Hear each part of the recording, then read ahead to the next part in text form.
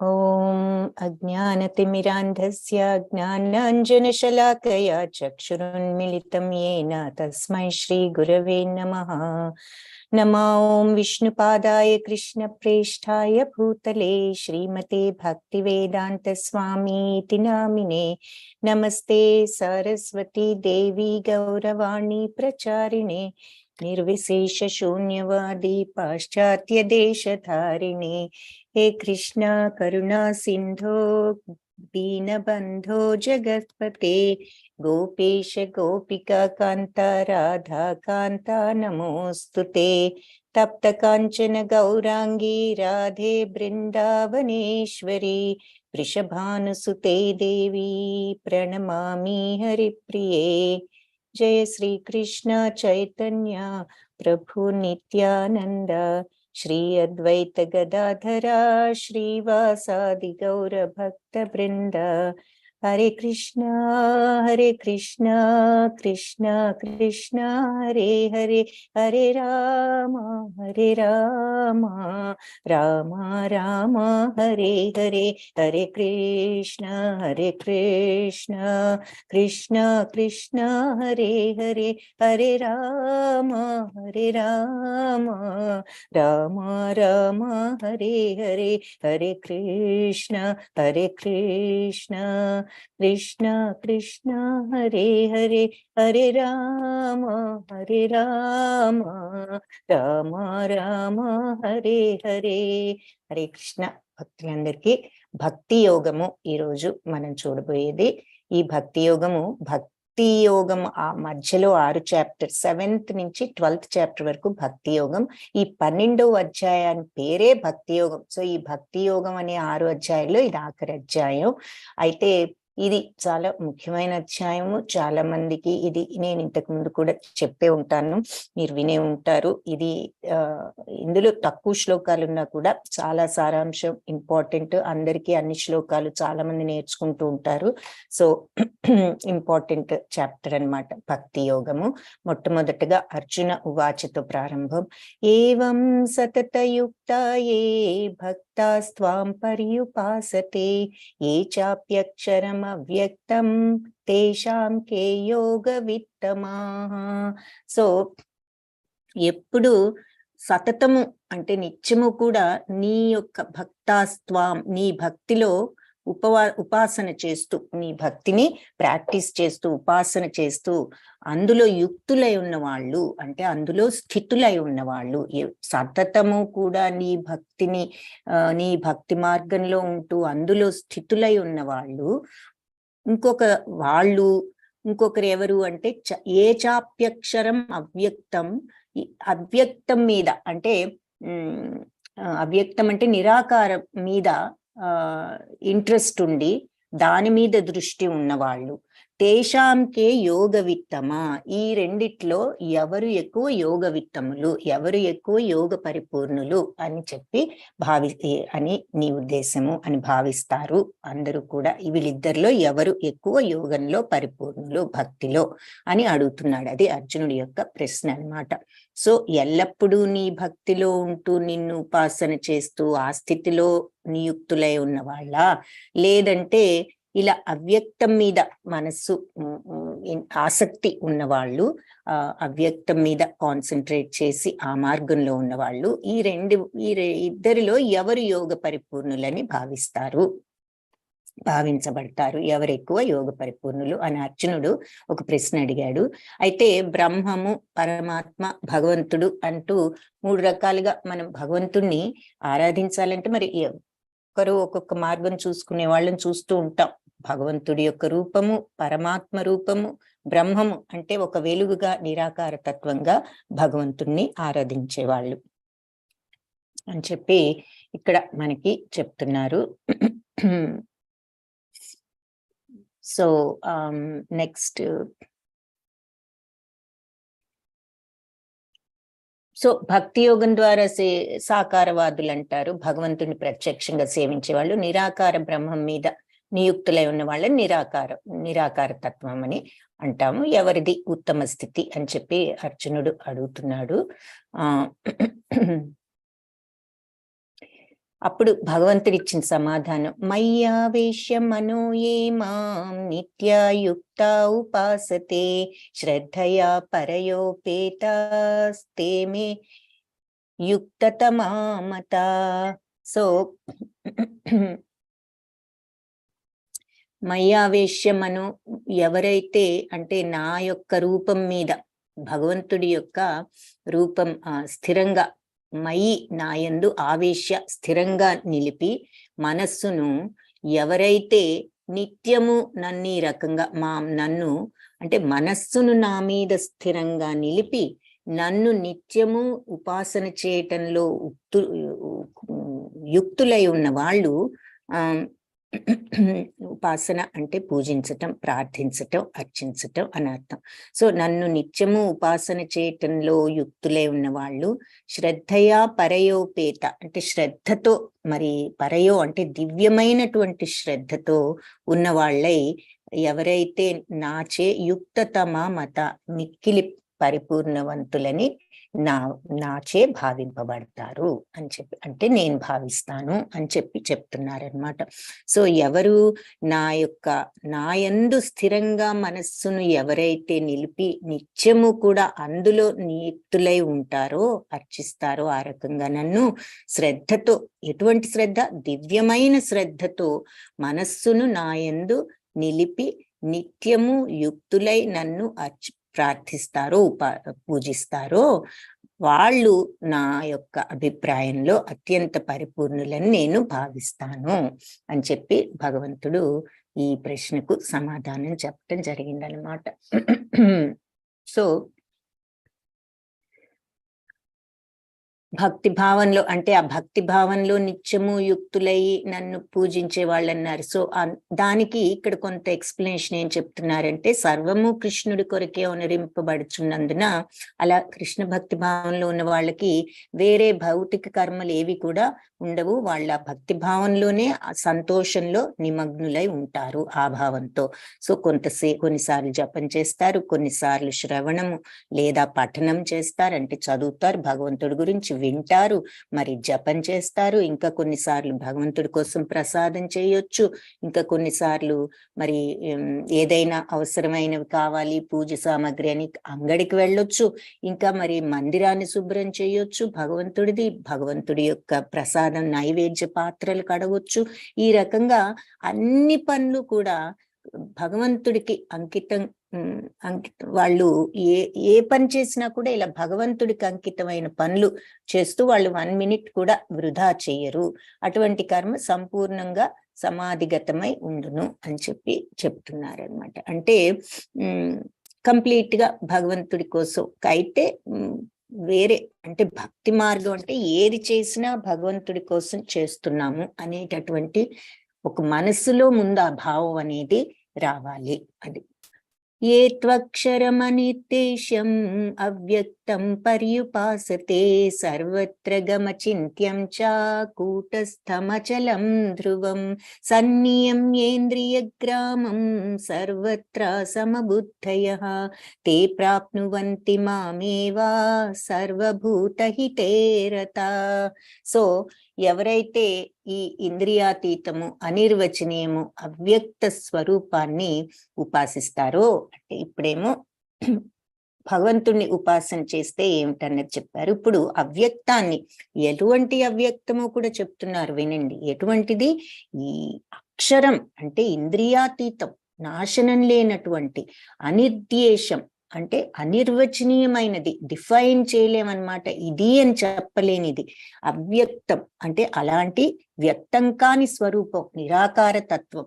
ఎవరైతే దీనిని పర్యుపాసన చేస్తారో, పూజిస్తారో, సర్వత్రగం సర్వవ్యాపకమును అంటే సర్వత్రా ఉన్న దాన్ని, ఊహాతీతం, అచింత్యం అంటే మనం అన్ఇమాజినబుల్ అన్నమాట, ఊహించలేనిది, కూటస్థం మార్పు లేనిది, అచలం నిశ్చలమైనది, మార్పులేనిది, స్థిరమైనది, సత్యమైనది, ధ్రువం స్థిరమైనది, సన్నియమ్య నిగ్రహించి ఇంద్రియ గ్రామం సర్వేంద్రియాలను సర్వత్రా అన్ని చోట్ల కూడా సమబుద్ధయ సమానమైన బుద్ధి ఉన్న వాళ్ళై వాళ్ళు ప్రాప్తి పొందుతారు. ఎవరిని? నన్ను తప్పకుండా సర్వజీవుల యొక్క క్షేమంలోనూ వాళ్ళు నియుక్తులై ఉండి నన్ను ప్రాప్తి పొందుతారు. సో ఇక్కడ ప్రీవియస్ శ్లోకంలో ఎవరైతే నా మీద మనస్సును పెట్టి నిత్యము కూడా ఆ దివ్యమైన శ్రద్ధతో నన్ను ఉపాసన చేస్తూ ఉంటారో, ప్రార్థిస్తూ అర్చిస్తూ పూజిస్తూ ఉంటారో వాళ్ళు తప్పనిసరిగా నన్ను చేరుకుంటారు అని చెప్పి ఇప్పుడు ఈ నిరాకార తత్వం వాళ్ళ గురించి కూడా చెప్తున్నారు. ఎవరు నిరాకార తత్వం అంటే ఏమిటో కూడా కొద్దిగా చెప్పారు. ఏమని? అక్షరం అంటే ఇంద్రియాతీతం, నాశనం లేనిది, ఇంద్రియాలకు అతీతంగా ఉన్నది ఏదైనా మరి అక్షరం. మరి అనిర్దేశ్యం అంటే అనిర్వచనీయమైనది, అవ్యక్తమైనది. ఇలాంటి అవ్యక్తాన్ని ఎవరైతే ఉపాసిస్తారో, ఎలా ఉపాసిస్తారు? సర్వత్రగం అంటే అది సర్వవ్యాపకమైన అవ్యక్తం, అచింత్యం, ఇమాజిన్ చేయలేనిది, మన ఇమాజినేషన్ కి అందనిది, ఊహాతీతం అన్నమాట, కూటస్థం, మార్పులేనిది. మరి అది కూడా బ్రహ్మం అంటే ఏమిటి? నిరాకార తత్వం మీద వాళ్ళు పెట్టిన అది కూడా భగవంతుడి యొక్క తత్వమే. కాబట్టి మార్పులేనిది, అచలం, నిశ్చలమైనది, ధ్రువం, స్థిరమైనది. దాని మీద వీళ్ళు ఇంద్రియాలన్నిటినీ కూడా నిగ్రహించి అన్ని విషయాల్లో సమబుద్ధి, సమభావం కలిగి, అన్నిటి పట్ల సర్వులయడా సమభావం కలిగి పూర్ణంగా ఉపాసించి సర్వభూతహితులైన వాళ్ళు, అంటే సర్వజీవుల యొక్క క్షేమంలో వాళ్ళు నియుక్తులై ఉన్న వాళ్ళు చివరికి వాళ్ళు నన్ను పొందుతారు అని చెప్తున్నారు. నన్ను తప్పక పొందుదురు. సో ఎవరైతే ఈ ఇంద్రియాతీతము, సర్వవ్యాపకము, అచింత్యము, మార్పు లేనిది, స్థిరమైనది, అచలమైనది, అంటే చలం అంటే చలించేది, అంటే స్థిరత్వం లేనిది, ఇది అచలం అంటే వెరీ స్టేబుల్, అంటే కదలనిది, అంటే స్థిరమైనది అయినటువంటి ఈ అవ్యక్త తత్వం యొక్క లక్షణాలు అన్నమాట ఇవన్నీ. ఈ అవ్యక్త తత్వం అంటే ఏమిటి అంటే పరతత్వపు నిరాకార భావన. అంటే పరతత్వం అంటే భగవతత్వం. ఆ భగవతత్వమే నిరాకార రూపంలో వాళ్ళు పూజిస్తున్నారు. వాళ్ళు ఈ పూజించే వాళ్ళు, ఈ పరతత్వాన్ని నిరాకార తత్వంగా పూజించే వాళ్ళు సర్వేంద్రియ నిగ్రహం, ఇంద్రియాలన్నిటినీ నిగ్రహించి సర్వులయడ సమభావం కలిగి అందరినీ ఒకే రకంగా చూస్తూ పూర్ణంగా ఉపాసించి సర్వభూత హితులై, అంటే అన్ని జీవరాశుల యొక్క మంచిని కోరే వాళ్ళై వాళ్ళు నన్ను చేరుకుంటారు. తప్పకుండా నన్ను తప్పక నన్ను పొందుతారు, ప్రాప్నువంతి అని చెప్తున్నారు. సో అదే గమ్యం నిరాకార తత్వంలో ప్రయత్నించినా కూడా చివరిలో వాళ్ళు భగవంతుణ్ణి చేరుకుంటారు అని చెప్తున్నారు.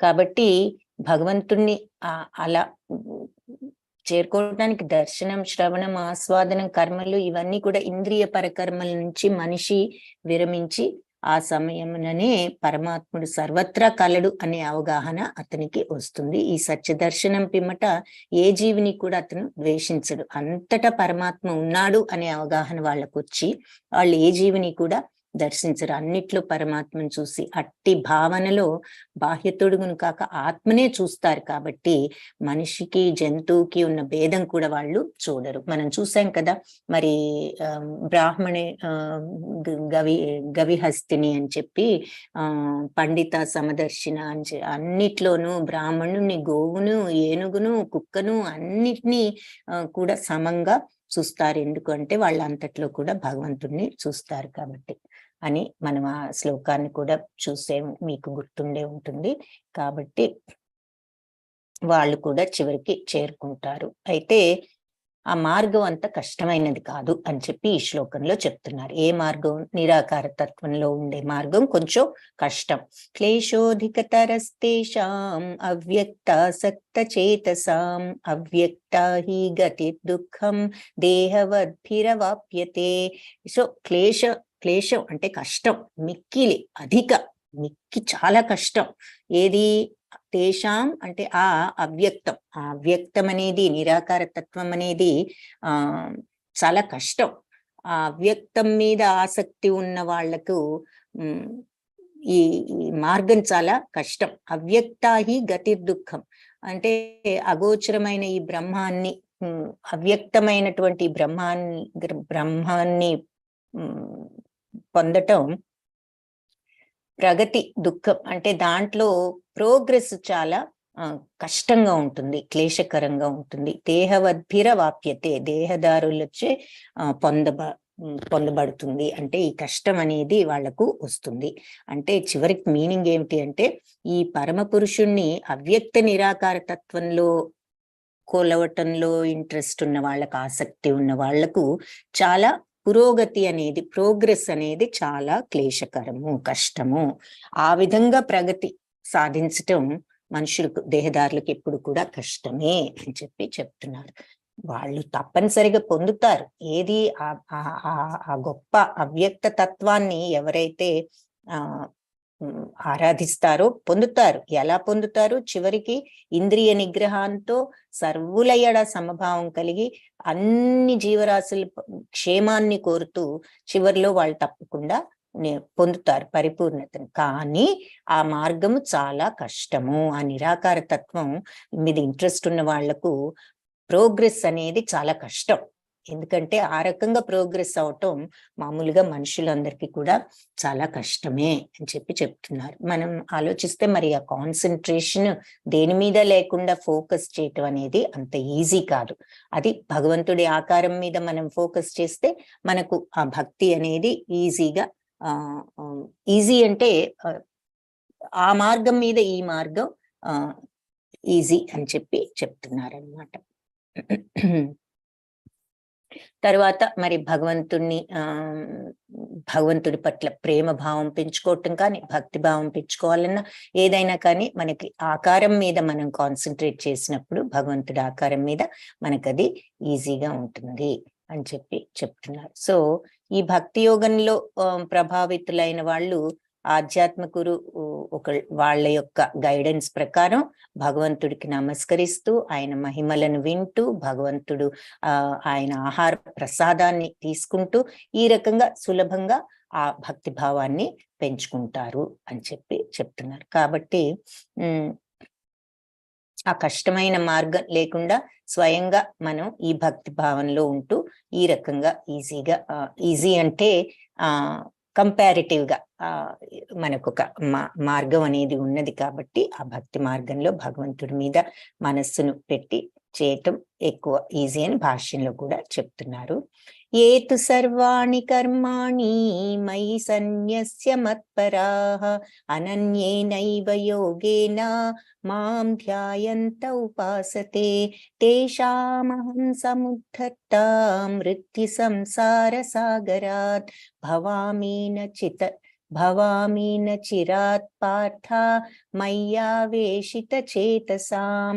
సో ఎవరైతే సర్వాణి కర్మాణి, అన్ని కర్మలలోనూ మయి, నాయందు సన్యస్య మత్పరా అంటే నాకు త్యాగం చేసి, సన్యాసం అంటే త్యాగం అంటే అర్పించటం, నాకు అర్పించి, మత్పర అంటే నా మీద ఆసక్తి ఉన్న వాళ్ళై నా కోసం అన్ని కూడా, ఎవరైతే సర్వ కర్మలను కూడా నా కోసం త్యాగం చేస్తారో అంటే నాకు అర్పిస్తారో, అనన్యేనైవ యోగేన, ఈ అనన్య అంటే ఏమిటి? అనన్యమైన నిత్యమైనటువంటి ఈ యోగంలో మాం ధ్యాయంతో ఉపాసతే, నన్ను ధ్యానిస్తూ పూజించేవారు, తేషామహం వాళ్ళను నేను ఉద్ధరిస్తాను, మృత్యు సంసార సాగరాత్ అంటే వాళ్ళని నేను కాపాడుతాను, వాళ్ళని బయటికి లాగుతాను. దేనిలో నుంచి?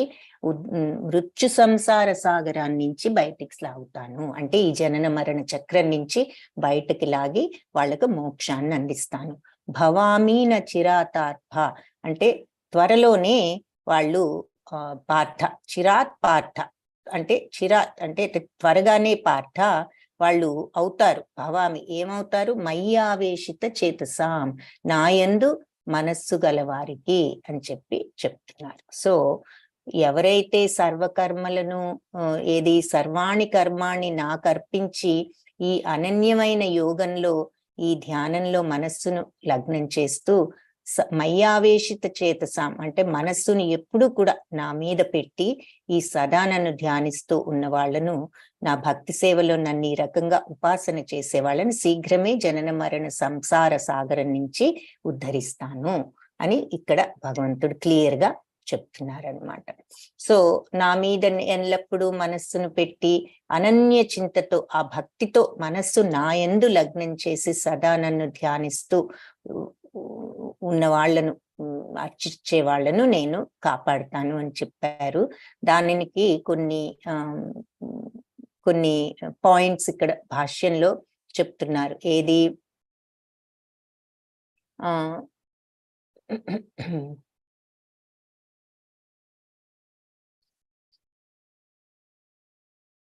అంటే భగవంతుని నామజపాన్ని జపిస్తే శ్రీకృష్ణుని వైపుకి ఆకర్షితులు అవుతాము అని చెప్తున్నారు. అంటే ఏ రకంగా భక్తి భావాన్ని పెంచుకోవాలి అనే దాని గురించి కొన్ని పాయింట్స్ ఇక్కడ మనకిచ్చారు. శ్రీకృష్ణుడికి ప్రియమని కూర్చుటయే తన జీవిత కార్యం అని భావించి అతడు ఆ భగవానుడి సంతృప్తి కొరకు కురుక్షేత్ర రంగంలో అర్జునుడి వలె దేనినైనను త్యాగం చేయగలడు.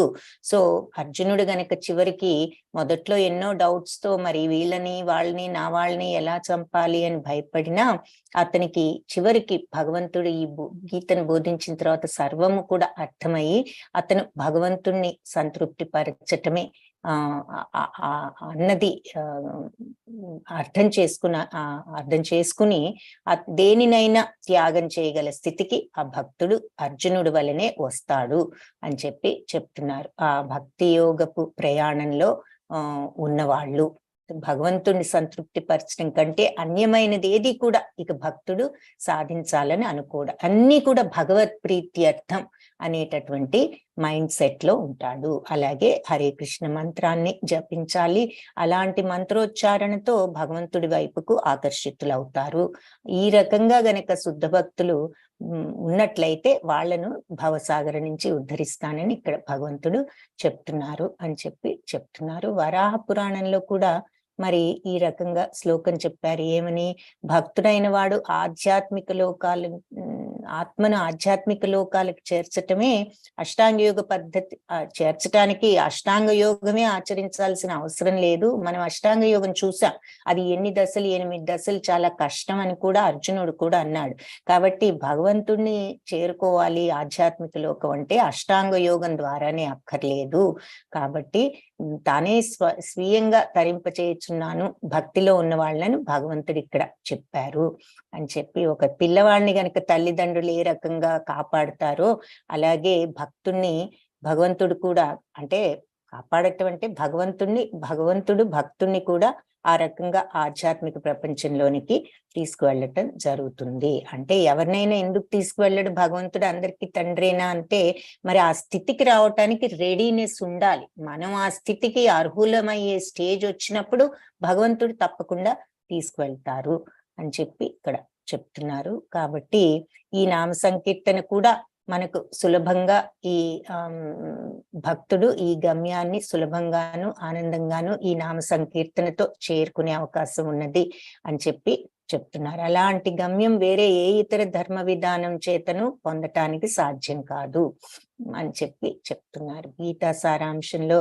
10th చాప్టర్ లో కూడా ఇది చెప్పారు. సర్వధర్మాన్ పరిత్యజ్య మామేకం శరణం వచ అహం త్వాం సర్వ పాపేభ్యో మోక్షయిష్యామి మాశుచః. సో అన్ని ఆత్మానుభూతిని పొందటానికి అసలు ఇక అన్ని మార్గాలు నువ్వు వదులుకోవచ్చు. చివరికి నన్ను శరణు వేడు అంటే నువ్వు వదులుకో అంటే అధర్మ మార్గంలో వెళ్ళు అని కాదు ఇక్కడ అర్థం. నువ్వు వేరే ఏ ధర్మం ఆచరించకపోయినా ఏ పద్ధతి ఆచరించకపోయినా అన్ని వదిలిన నన్ను శరణు వేడు, నేను నిన్ను అన్ని పాపాల నుంచి నిన్ను కాపాడి నీకు మోక్షాన్ని ఇస్తాను, నువ్వు భయపడవసరం లేదు అని ఈ శ్లోకానికి అర్థం అన్నమాట. మయ్యేవ మన ఆధత్స్వ మయి బుద్ధిం నివేశయ నివసిష్యసి మయ్యేవా అత ఊర్ధ్వం న సంశయః. సో మనస్సును నాయందే స్థిరంగా నిలుపు.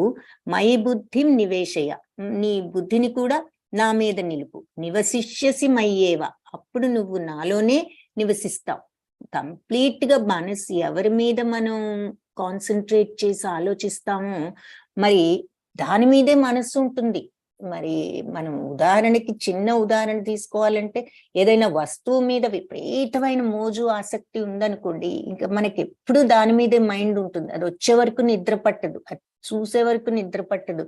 ఇంకా ఆ శాంతి అది అది పొందలేకపోతే ఇవన్నీ కూడా వస్తాయి.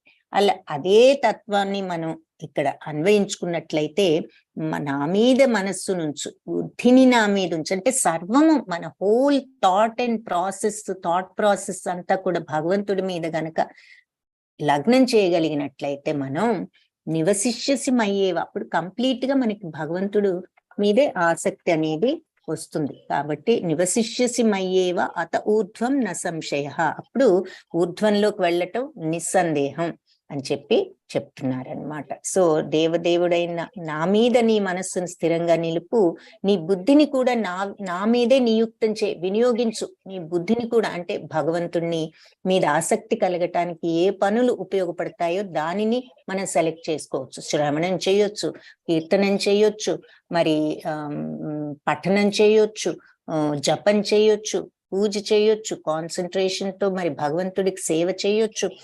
అలా బుద్ధిని కూడా పరులకు సేవ చేయొచ్చు, అది కూడా భగవంతుడి యొక్క అందరిలోనూ భగవంతుడు ఉన్నాడు అనే ఉద్దేశంతో అందరి మంచిని కోరొచ్చు.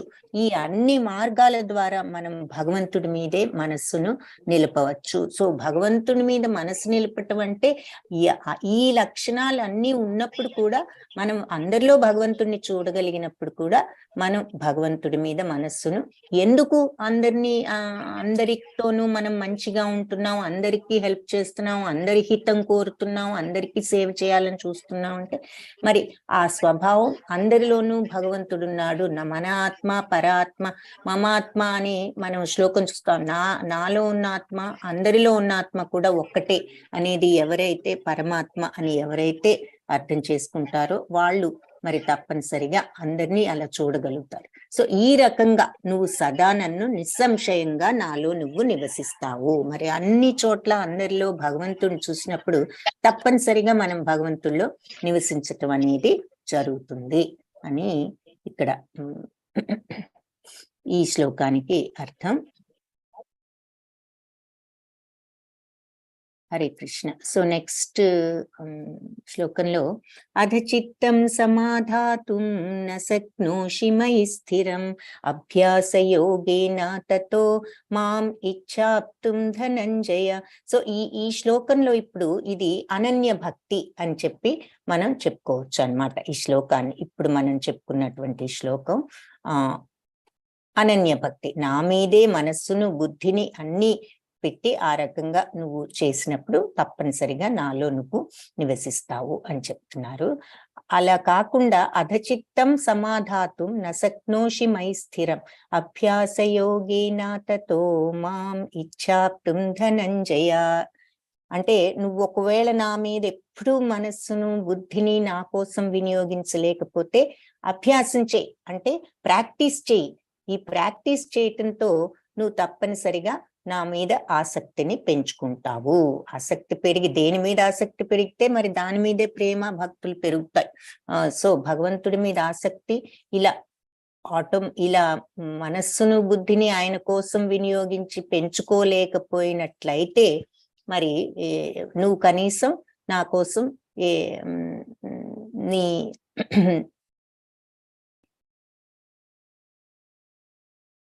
కోసం నువ్వు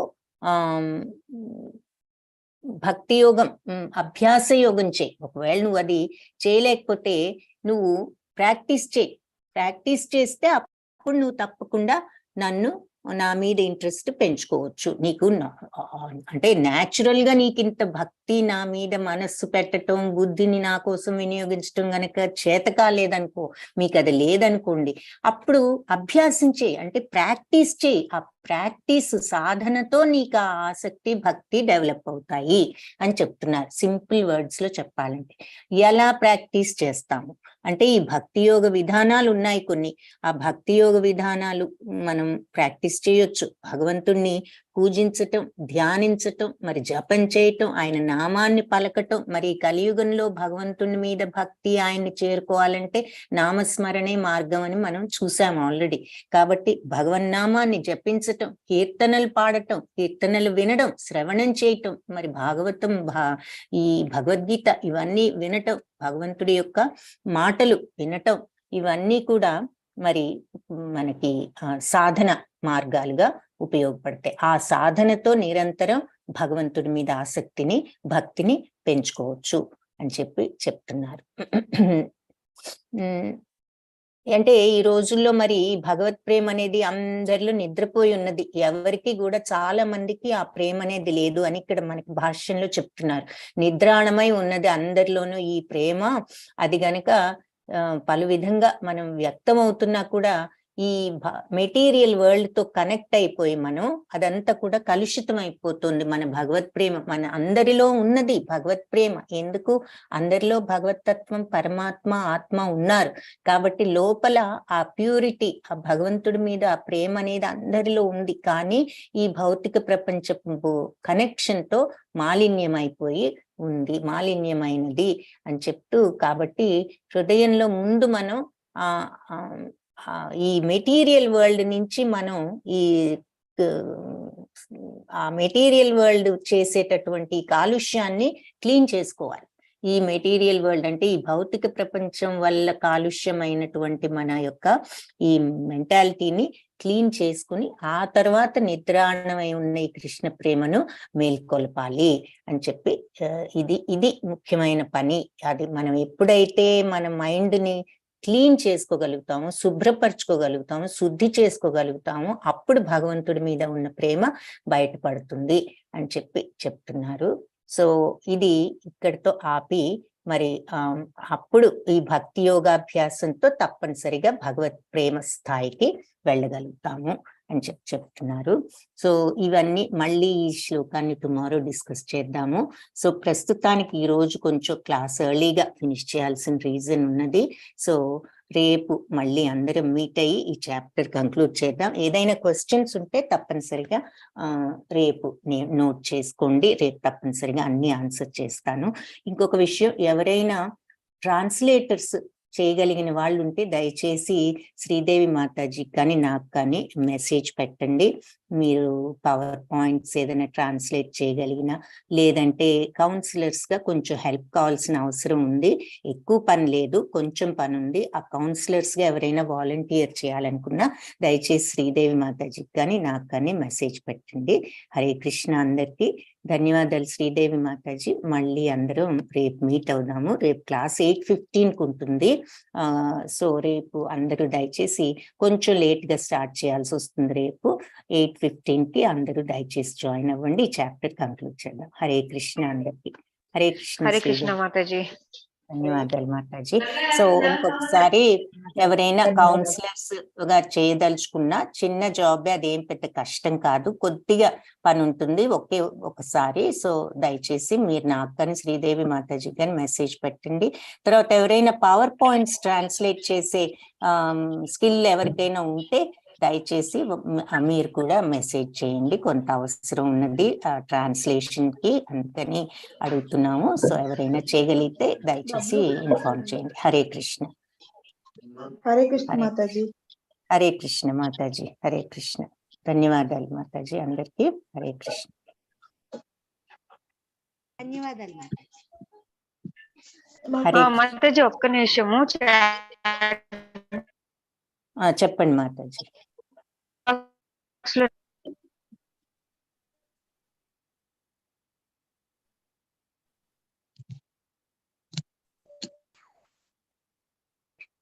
చాట్ బాక్స్ లో ఏమైనా పెట్టారా మాతాజీ? నా నెంబర్ అడిగారు మాతాజీ, అందుకని నేను పెట్టాను మాతాజీ. ఓ నంబర్ పెట్టారా? ఓకే. మీ గ్రూప్ లో కూడా ఉంటుంది, వాట్సాప్ లో మీరు వెళ్ళి చూస్తే మాతాజీ మీ నేమ్ ఉంటుంది, నా నేమ్ కూడా ఉంటుంది. మీరు అట్లా కూడా మాతాజీకైనా ఎవరికైనా మెసేజ్ చేయొచ్చు. బట్ నంబర్ పెట్టారు మాతాజీ. థ్యాంక్స్ మాతాజీ. హరే కృష్ణ మాతాజీ. నోట్ చేసుకోండి. వెంటనే ఒక ఫ్యూ సెకండ్స్ ఉంచి మరి క్లోజ్ చేస్తాను. మీరు నంబర్ నోట్ చేసుకుంటే. ఓకే. హరే కృష్ణ. సుశీల మాతాజీ, మీకు ఏమైనా ఇంట్రెస్ట్ ఉంటే చెప్పండి మాతాజీ. దేనికైనా ఓకే. హరే కృష్ణ మాతాజీ. మాతాజీ ఒకసారి సుశీల మాతాజీ కాంటాక్ట్ చేద్దామా? మేబీ ఏదైనా ఇంట్రెస్ట్ నంబర్ అడిగారు కాబట్టి. ఎస్ మాతాజీ, ఎవరైనా ఇంట్రెస్ట్ ఉంటే నా నెంబర్ చాట్ బాక్స్ లో ఉందండి, నాకు మెసేజ్ చేయండి. మీరు ఎవరైనా పీపీటీకి హెల్ప్ చేసే వాళ్ళైనా లేకపోతే కౌన్సిలర్స్ గా అయినా సరే నా నెంబర్ చాట్ బాక్స్ లో పెట్టాను, నాకు మెసేజ్ చేయండి, నేను మిమ్మల్ని కన్సల్ట్ చేస్తాను. హరే కృష్ణ మాతాజీ. హరే కృష్ణ మాతాజీ, ధన్యవాదాలు.